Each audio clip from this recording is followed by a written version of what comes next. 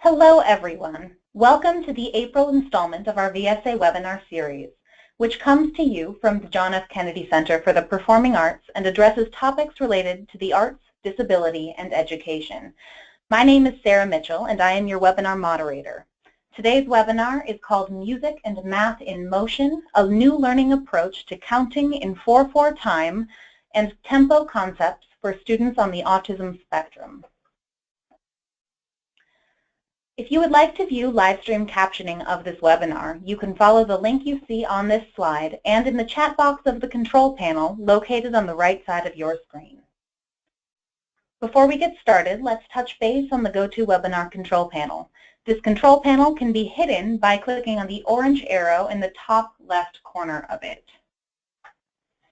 If you need to leave the webinar early, you can leave it by clicking on the X in the upper right corner.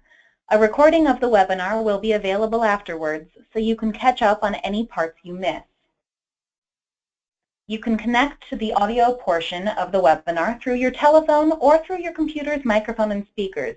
Select the option that works best for you. If you're calling in from your telephone, make sure you mute your computer speakers for optimal hearing. You can submit or answer questions using the chat pane located near the bottom of the control panel. I will monitor it throughout the webinar. If you prefer to ask your question instead of typing it, please click on the Raise Your Hand icon on the control panel and I will touch base with you and then unmute your microphone during the questions portion towards the end of the webinar. Otherwise, your questions will come directly to me. During the designated question and answer time at the end of the presentation, I will relay the questions that are asked to the presenters. Within the week, we will send out a follow-up email with a link to the recording of today's presentation, a copy of the PowerPoint presentation, and a copy of the webinar transcript.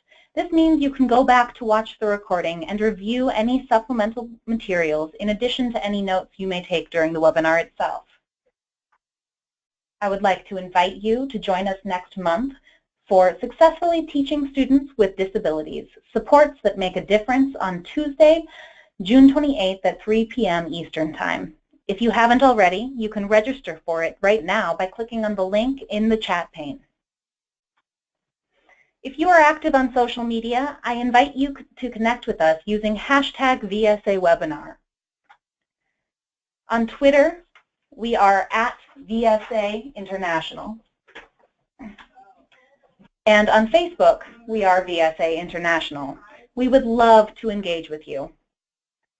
And with that, I will turn it over to today's presenters. Cecilia and Maya, take it away.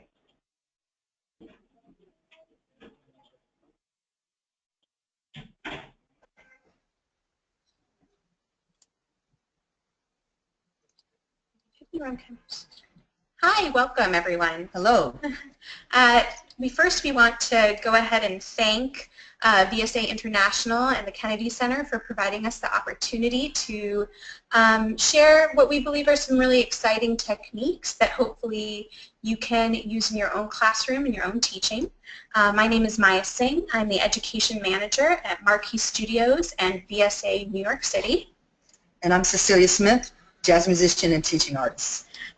So today what we're going to do is talk to you a little bit about some new techniques that Cecilia created while working with Marquee Studios. So first what we're going to do is we'll share a little bit of background with you on Marquee Studios and VSA New York City. I'll be introducing Cecilia and her background and how she came to work with us and develop these techniques. We'll talk a little bit about the students at the two schools that these techniques were mostly developed at, and the search for a new method to teach counting and tempo. We'll talk about some challenges, some successes, and also the conclusions that we came to throughout this process. So Marquee Studios was founded in 1977, and we are first and foremost an arts education organization, and we strive to provide quality arts education for New York City public schools. And of the 100 or so schools that we work with and programs that we manage each year, about 33% of those programs serve students with disabilities. In 2012, Marquee Studios was invited to become the BSA New York City affiliate, which we were very, very pleased to do and wear that hat very proudly. Some of the key things that we do as BSA is host our Teaching Artist Training Institute program, better known as TATI, of which Cecilia is a master teaching artist. And through that program, each year we train about 20 arts educators in best practices for teaching through the arts for students on the autism spectrum. We also host an annual calendar competition for students in District 75 schools across New York City. I'll talk a little bit more about District 75 for those of you who may not be familiar with the New York City public school system. And in addition to that, we also host an annual gallery called A Year in Pictures, which is held at the Pratt Institute in Manhattan, which celebrates artwork created by students with disabilities in New York City. So I'm really pleased to introduce Cecilia Smith. She's an internationally known jazz artist, a composer, arranger, and multimedia artist who is currently developing a multimedia piece entitled Decisive Moments. Cecilia is also one of the leading vibraphonists in 4-mallet technique. Cecilia is a graduate and former faculty member of the Berklee College of Music and has over 25 years experience being a teaching artist, and 20 of those years has been spent specifically serving special populations, both children and adults, in therapeutic and school settings. So Cecilia, I thought we might start by just talking a little bit about your journey to working with special populations. How did this work first arrive to you? Well, once I graduated from college back a few years ago, I needed to not only perform for a living, but also find ways to make, a living as a musician and teacher. And so while living in Boston, I discovered many nonprofit arts organizations that I work for, developing programs specifically for students while I was able to gig and tour.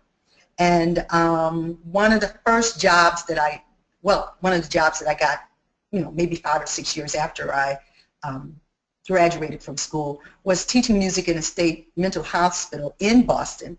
And it was an experience that I would never thought that I would find myself in. And these were severely mentally ill adults.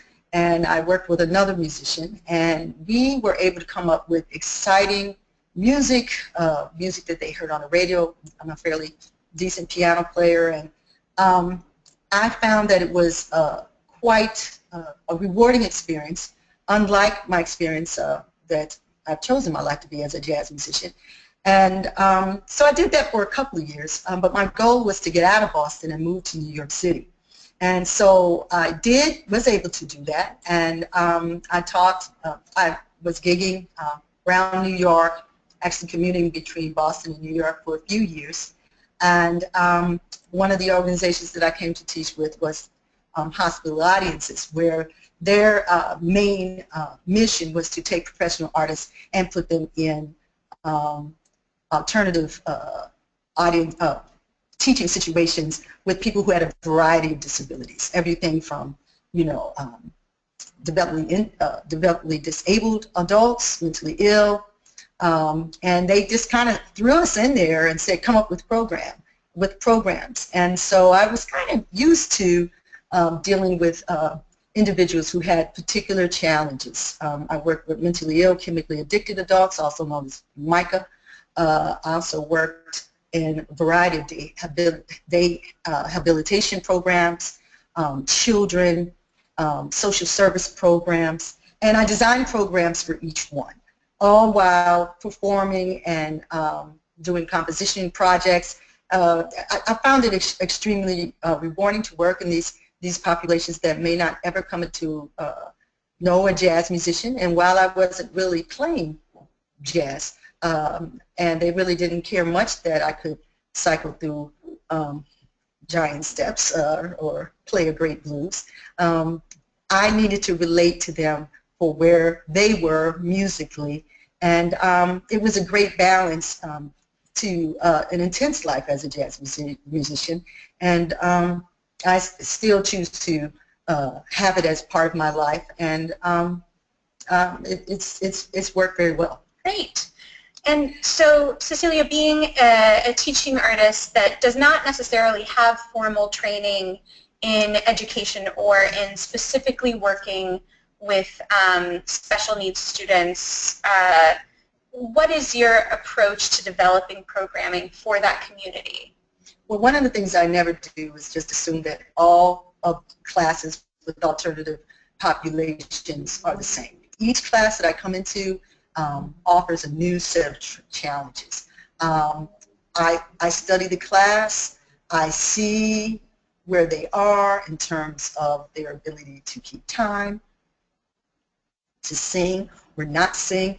And one of the great things about working with nonprofit arts organizations like Marquee Studios is that they give us a chance to see who our audience is and to be able to develop programs around what they can do.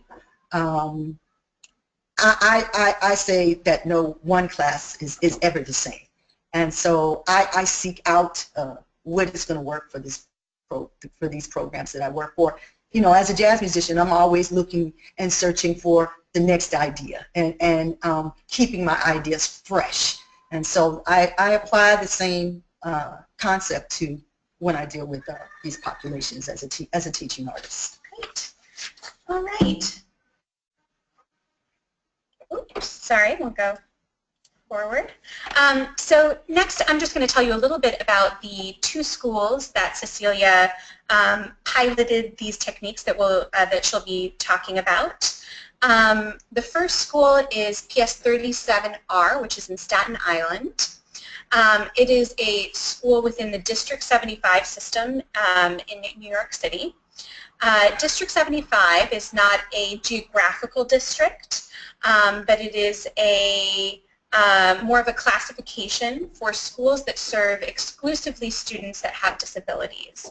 At Marquee Studios, we have about 9 partnership schools, and of the 100 schools or so that we work with, these 9 schools we've developed a very specific relationship with and provide the majority of their arts programming, in many cases where they're only outside arts partner. And both of the schools that Cecilia worked in are part of that program and are also District 75 schools. So 37R, the first school, is, as I said, located in Staten Island, serves students chronologically aged about 4 through 14, and it's also the host to our Teaching Artist Training Program. The second school you'll hear Cecilia speak about today is PS 94M, located in Manhattan, also known as the Spectrum School, also mostly serving students on the autism spectrum, ages 4 to about 16, so through middle and upper high school. P94M is also the host to another program we do called the Inclusion Program, which involves getting the other schools that are co-located with P94 to come together for an inclusive residency. Often District 75 schools in New York City are co-located in the same building as a general education school, but are, for the most part, pretty segregated populations. They may have a floor or a wing or a couple of classrooms somewhere that they exist in, but there's no real connection or community between the District 75 school and the general ed co-located school. So P94 has been our partner in trying to kind of pioneer a way to bring those two communities together through arts experiences.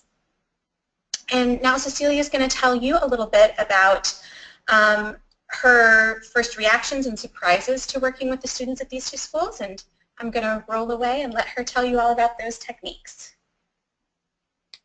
My first teaching experience with Marquee students was in PS370 at PS370R on Staten Island.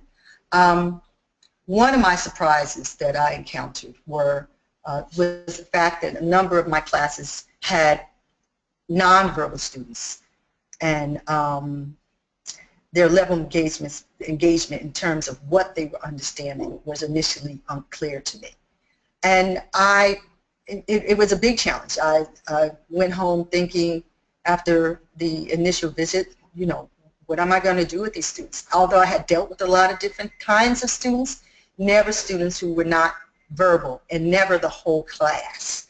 And so that presented a big challenge for me. At PS94 was one of my second assignments for Marquee Studios.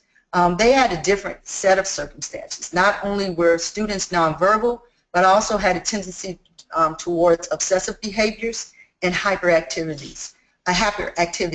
And one of the things that I found surprising is the classes were relatively small, maybe 7, 9 students, and a host of adults, mostly adults who would sit behind students in while they were sitting at tables to make sure they didn't get up. So these, I have to say that my first couple of assignments with Marquee Studios were extremely challenging, but I was determined to make them work. And after a few weeks, I came up with some really good ideas, and surprisingly they worked, and everybody's very happy, else I wouldn't be sitting here today. Now, I want to introduce you to some concepts that didn't work, that I thought would work, and why. The first concept, the concept of keeping time, did not connect. I taught a lot of populations that had disabilities, and the idea of keeping time, if I hand you an instrument, say, you know, play along with me, you know, most people can do that. But students on the autism spectrum often could not. They had no idea what I was talking about. Sometimes the physical manipulation of instruments were hard for them to actually hold them in their hands and to figure out what to do with them, which I found, you know, kind of amazing. Wow, they don't know how to hold them.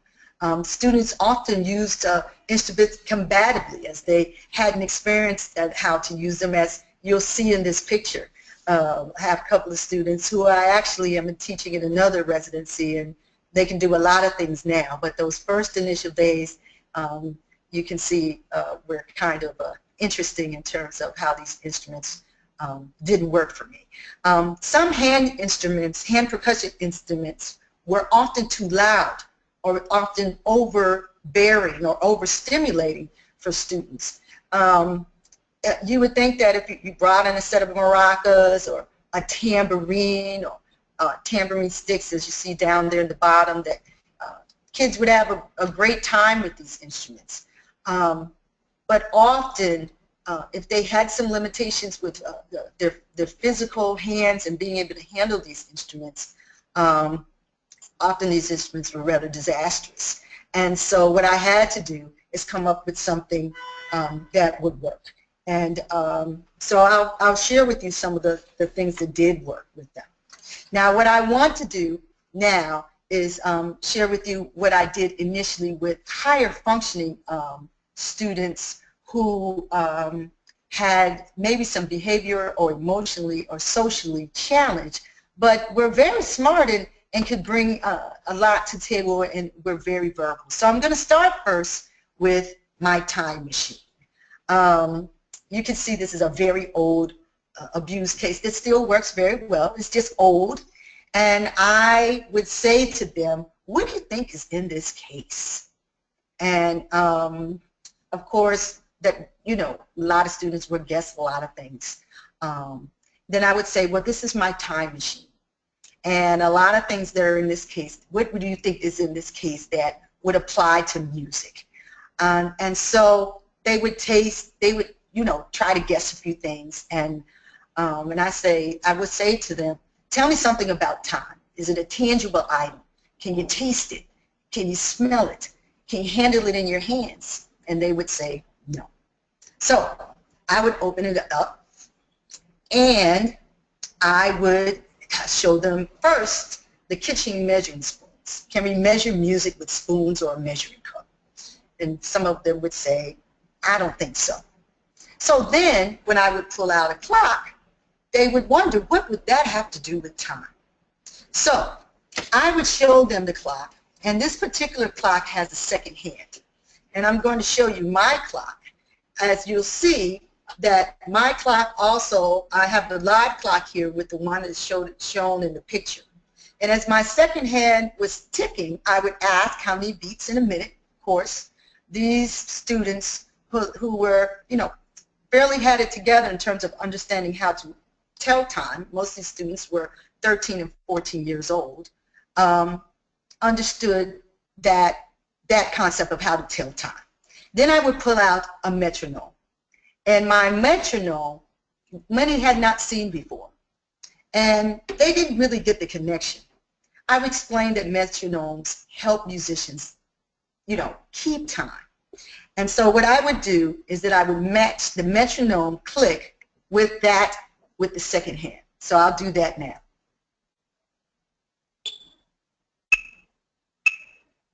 So as you can see and hear that my metronome and my clock are in sync with each other. Now, what does that have to do with music? Well, they learned quickly that if they were going to try to keep time with a metronome at 60 beats per minute, that it was kind of slow.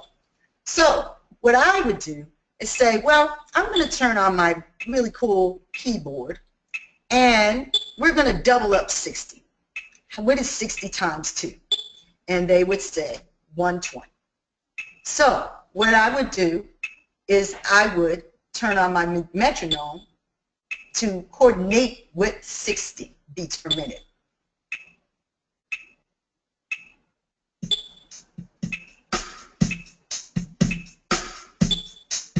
So as you can hear that my keyboard is going twice as fast as actually 60 beats per minute. I have to say that no matter who you are, that this concept of keeping time and with a clock, a metronome, and a keyboard is very exciting. So you can see here that students understand that music has timing. We translate tempo as the vocabulary for musical time. Tempo and musical time. First lesson, 60 beats per minute, very slow. Second lesson, by doubling the time to 120 beats per minute, students are better able to hang on to follow the beat with percussion instruments or egg shakers. So, excuse me. So I would have them shake with the egg shakers. All right? And then I would have comparison analysis, maybe play recorded music that were faster or slower than 120 beats per minute. And then they begin to understand how these numbers correlate with time. Okay. All right. All right. All right, so we're going to go on to the next one. Now, we have to mix a little technology into this. On my cell phone is an application called BPM. Stands for beats per minute. And what I would do is find a song that they would know and have them begin to tap on the screen. In this way, there's an organic connection with the ability to keep time and see the numbers pop up. So by tapping on the screen, in time it would tell you how many BPMs your rhythm is. This is especially helpful for many students who need more visual entry point of view for the concept of tempo. Okay.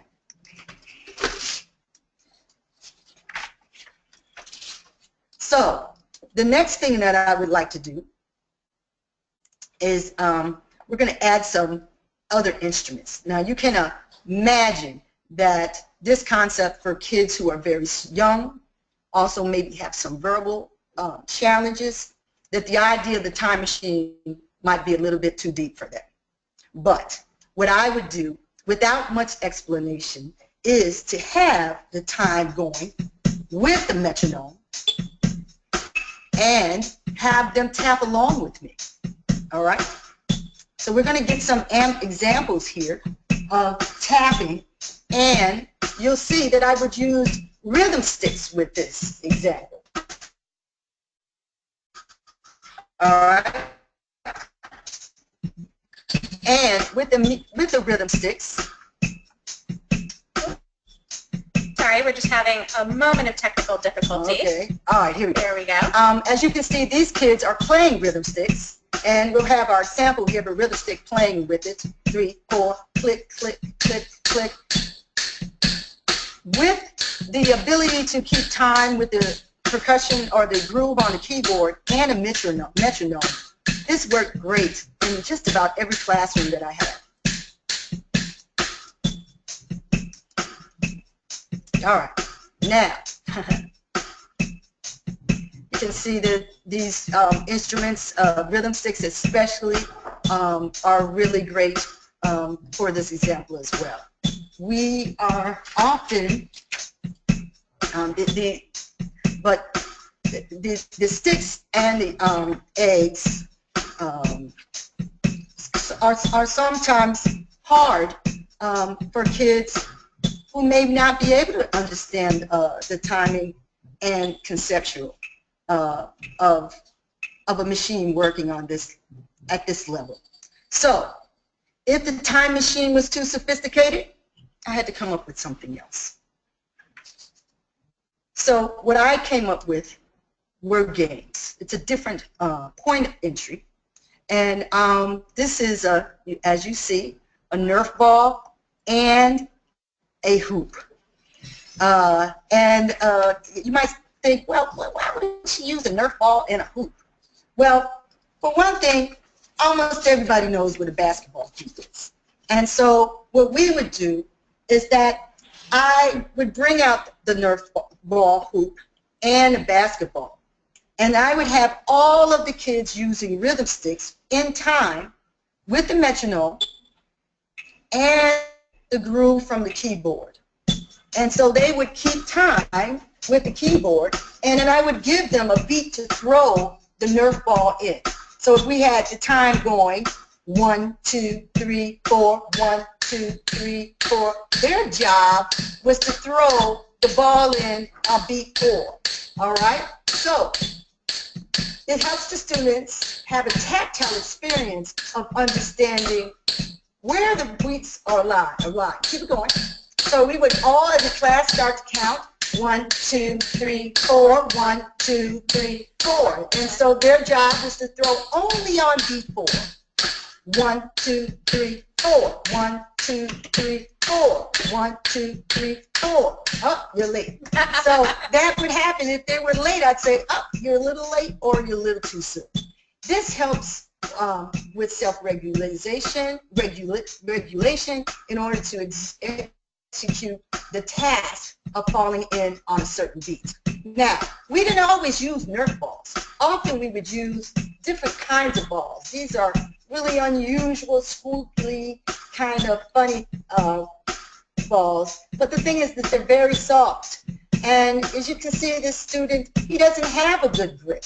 His physical disabilities would not allow him to hold a Nerf ball. So I would have him throw the balls, the ball in at a certain time using these balls. Here we go. 1, 2, 3, 4. 1, 2, 3, 4. And that would be their job, to find the beat that we asked for. Maybe we would change the beat. Maybe they would have to throw the ball in on beat 3. All right, so you want to get another ball? And then the class's job was to accent on beat 3. 1, 2, 3, 4. 1, 2, 3, 4. 1, 2, 3, 4. 1, 2, 3, 4. 1, 2, 3, 4. 1, 2, 3, 4. these were extremely exciting exercises to do with students, and everybody understood what it was in terms of the teachers. Now, I never in my life thought that I would be applying a Nerf ball game or using funny shaped balls to explain music to children who have disabilities, but this is one of my most exciting games, and it works great. Now, you'll see here that this student, he's an older student.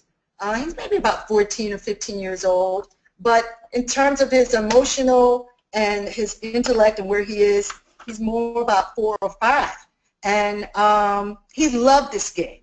He's a tall kid, and you can see that he took his time, and the teachers were amazed that he was able to stop and see what it was that I was trying to show him. I have to say this again, that this probably is one of my most exciting games that I had to explain concepts of 4/4 time, beats per minute, and tempo. Another variation with added challenge for more advanced students was Cush ball, time to play Cush. And the coordinating, there's a coordinating partner strategy with this game. Students propel the Cush ball between the paddles on a specific beat, and I use recorded music to play this game.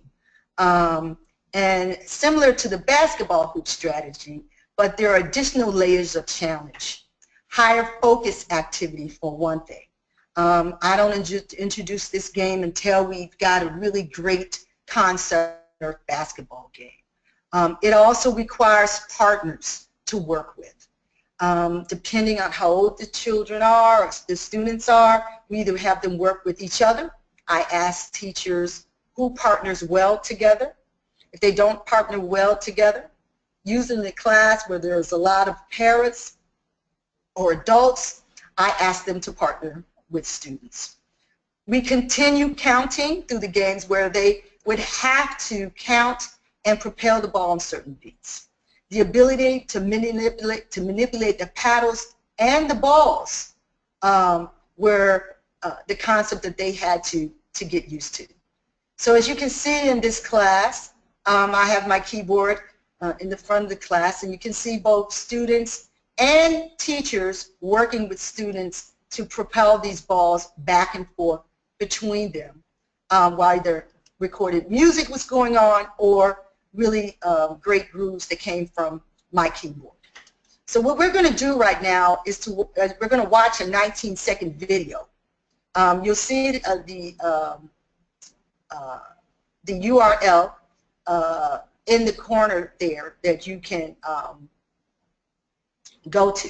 You want to explain a little more? Sure. So I believe Sarah has sent out a chat to everybody with the URL for this very quick video demonstration of students doing this activity live in the classroom. It's about 19 seconds. So we'll start counting 30 seconds from now, and then we'll pick up after everyone has had a chance to watch the video. See you in 30 seconds.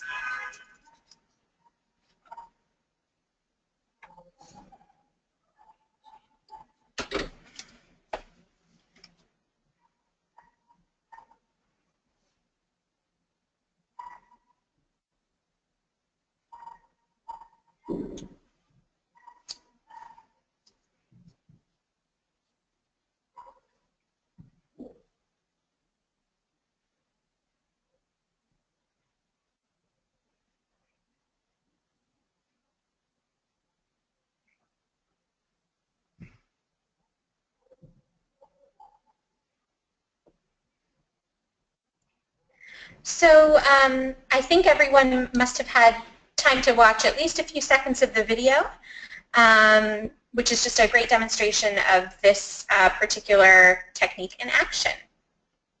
Now, I also I have other games and toys and different tools that I bring in that are beyond musical instruments. In this particular game, this is variation with balloons, and they're fly swatters, but they're fly swatters that are shaped like hands.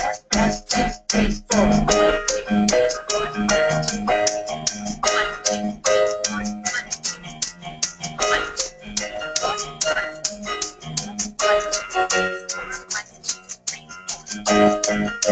Then, depending on the age of the child, I play the B section, right? And have a little call and response. So I say, if I stop, you stop.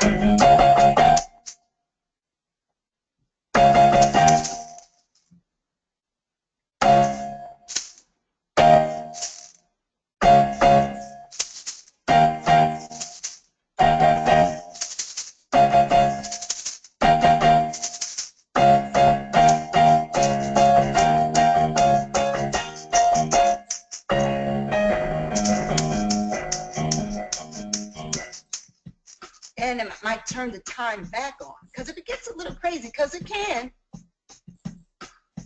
I allow for a little resolution. Here we go.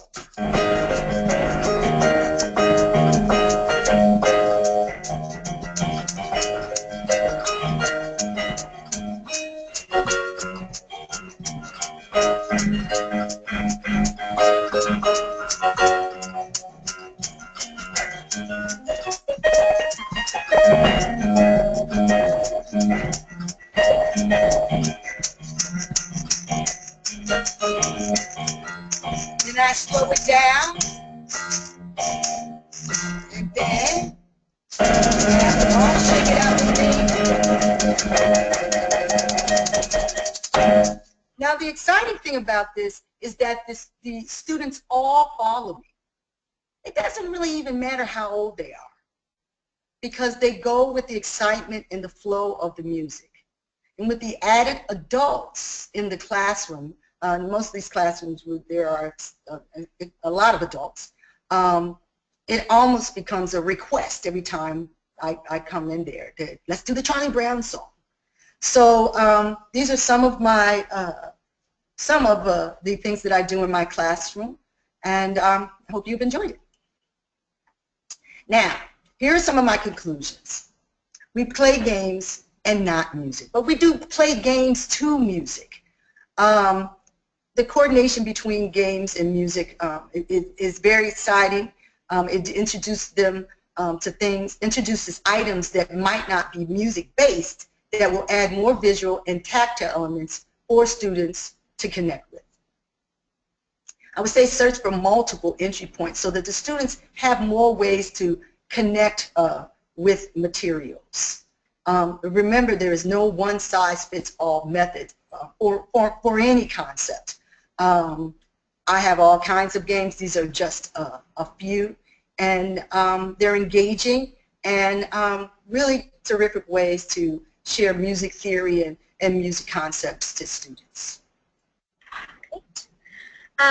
Well, we'd like to conclude by saying, again, thank you to VSA International and the Kennedy Center for providing us with this opportunity to share some of these exciting techniques and strategies with you. And I guess we will pass it back to Sarah for questions and answers. Thank you guys so much. Thank you. Great. Thank you, guys. That was wonderful. Now, as we move on, we've actually moved on to the question and answer portion of our webinar. So we have received quite a number of questions in the past couple of minutes, so I'm going to start asking them, and I'd love to hear from you. The first comes from Teresa Kirby. She says that I teach ESE pre-K music. My students range from 3 to 5 years old with varying exceptionalities. BPM at 120 seems a bit fast for my students. Do you think that a slower tempo would make it accessible to them? Well, BPM is march time for most marching bands.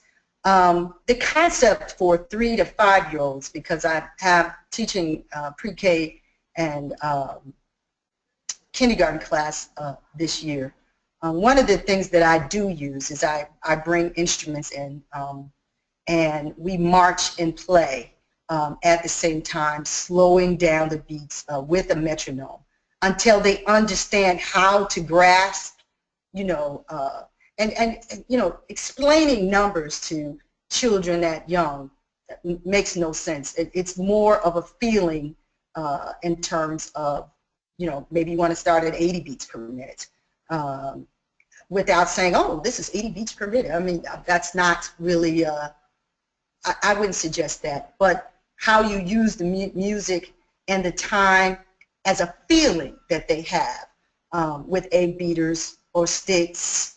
The Bacchus drums are what I use in kindergarten classes. Those drums are really, wonderful drums to use for pre-K and kindergarten. I hope that answers your question. Great. So next, I have a question for you. That is, in the throwing the ball exercise, is one student supposed to throw a ball on four several times, or do students take turns throwing on four? Well, I have 7 balls. They get 7 chances. I hold the loop, by the way. But they get 7 chances, or, you know, depending on how large the classroom is. The autism classes tend to be small classes, 7 to 9, and maybe 12 students. So I have 7 balls, and it just kind of works out that works very well because all of the children are engaged with rhythm keeping with rhythm sticks. Great, thank you. All right, our next question.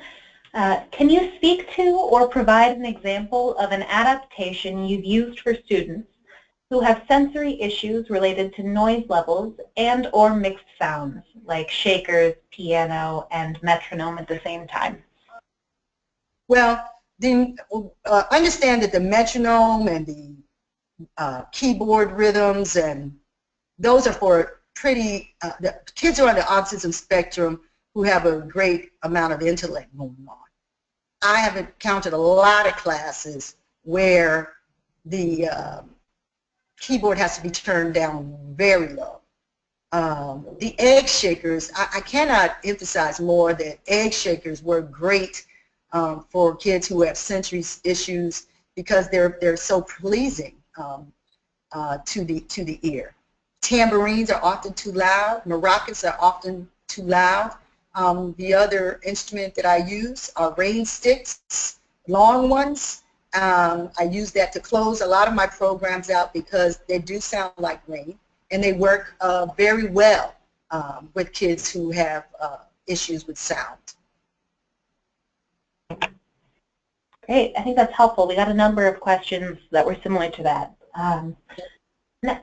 The next question is hoping for a couple more game ideas that might coincide with music. Are there any other games that you didn't mention during your webinar that you use frequently? I use scarves. Scarves float around in the air. I also bring in, it's not a game, but I bring in a microphone and small speaker. A pig nose speaker, actually, is the name of the company that makes it.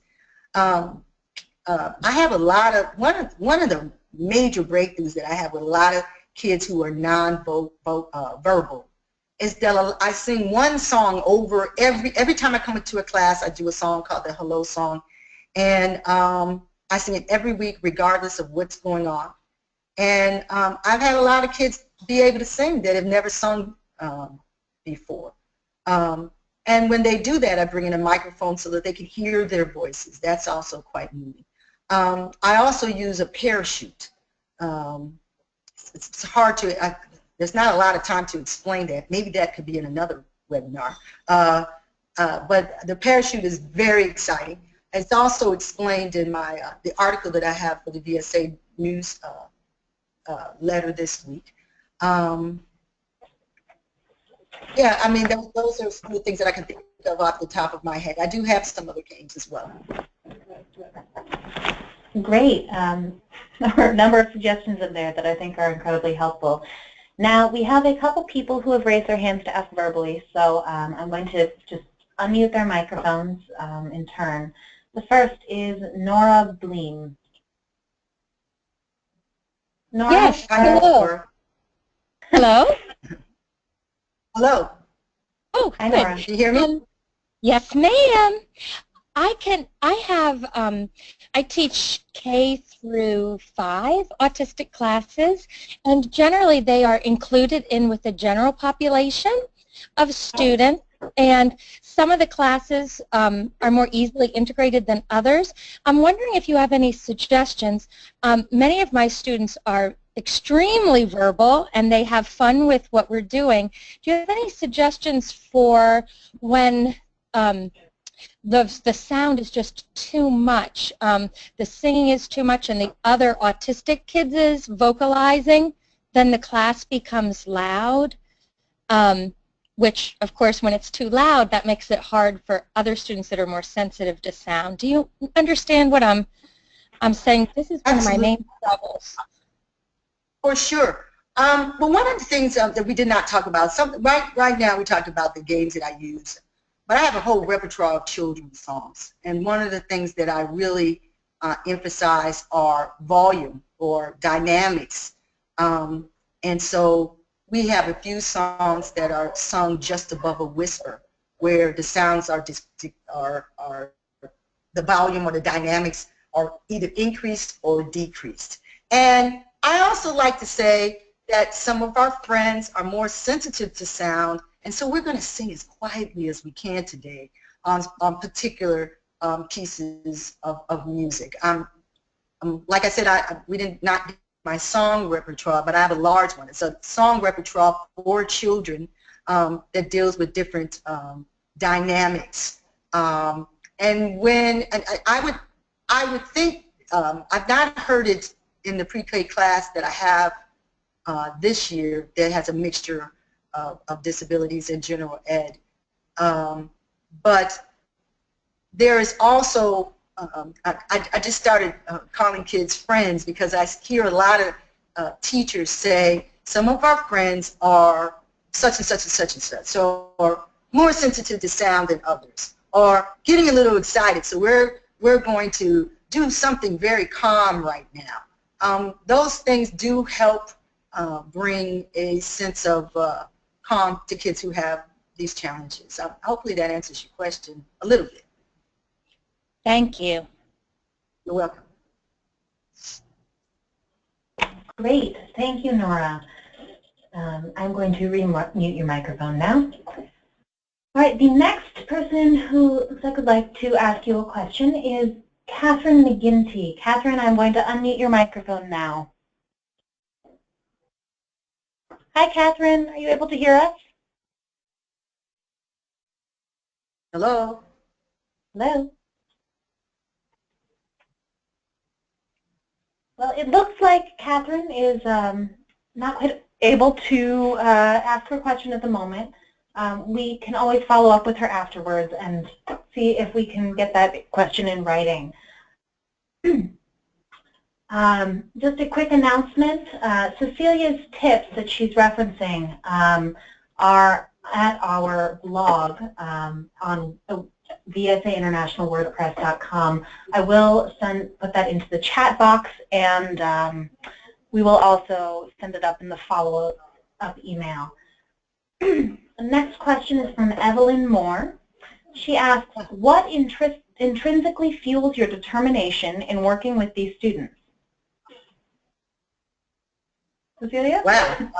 Yes, intrinsically. Well, I'm a hardcore musician. I mean, I love music. I've been a hardcore musician since I was 12 years old. And I just believe that music should be more a part of what we do every day. And so being able to share music and think about what would excite these particular individuals and enhance their lives and have fun with it, I mean, it's just become part of my mission.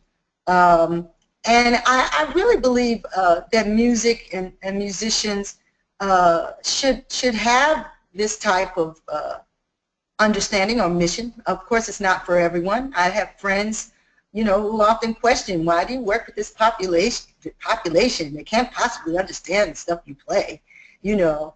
But it's not even about, you know, what I can play as a jazz musician. It's music in general that I remember when we were putting this together and we were talking about music being universal. And I think that's a little, I mean, it's often overused because it often refers to people who may not speak English or your language, but we can get together and play. But from a more humanistic perspective of music speaks to people who may have learning differences or who may operate from, you know, what is quote unquote the general population. Music enhances their lives and often makes them more manageable and has them be a part of the culture like everyone else. I think that that is very, I love being part of that. And you know, and it's fun. You know, I love finding, you know, kids who are glad to see me each week. It's extremely rewarding for myself and, you know, anybody who comes in contact with the classes that I offer. Miss Moore, who's a friend of mine. Okay.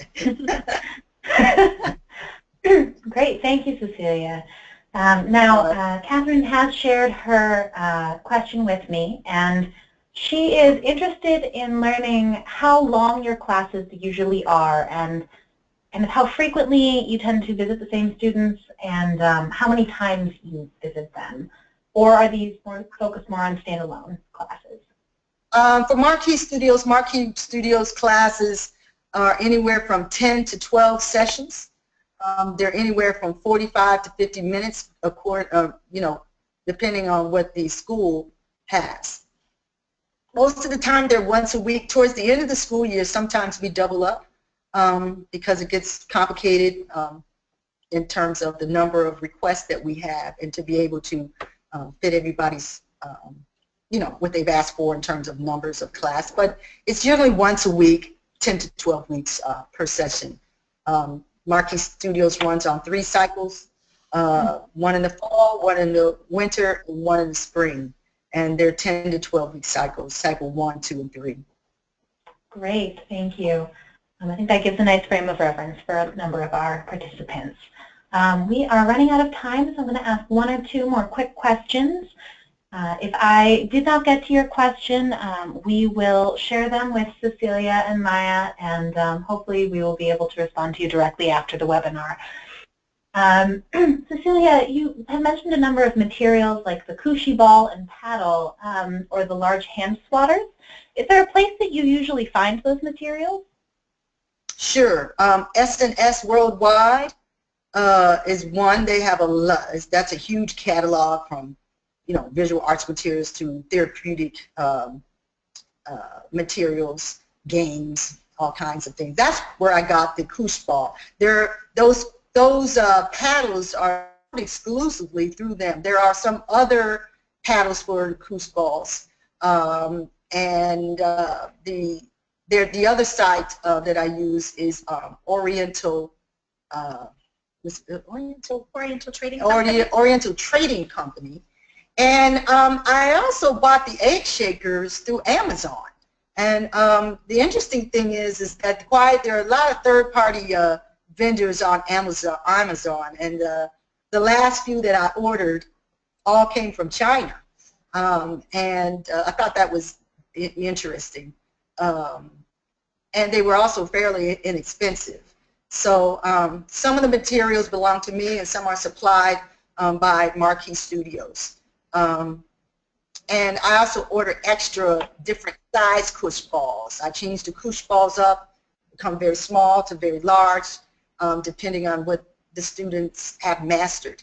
And I will also say that if I've been in a class for a long time, especially classes that were initially hard to manage at the beginning of the cycle, I begin to introduce some of these games to almost all of my classes as they progress with their abilities and their comfort with what I have to offer. Great, thank you. Now we are running out of time, so we're going to close this up. If you do have any additional questions, please feel free to send them on, and we will pass them along to Maya and Cecilia. Great, but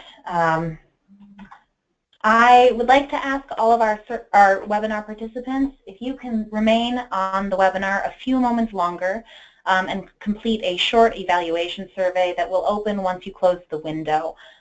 We really appreciate your feedback, both for how we can run our webinars better and it's useful feedback for our presenters. Otherwise, thank you so much for joining us. As you can see, here's my contact information. For any questions or comments, please feel free to give me a phone call or shoot me an email. Otherwise, thank you, and I hope you have a great afternoon. Bye. Thank you, guys. Bye.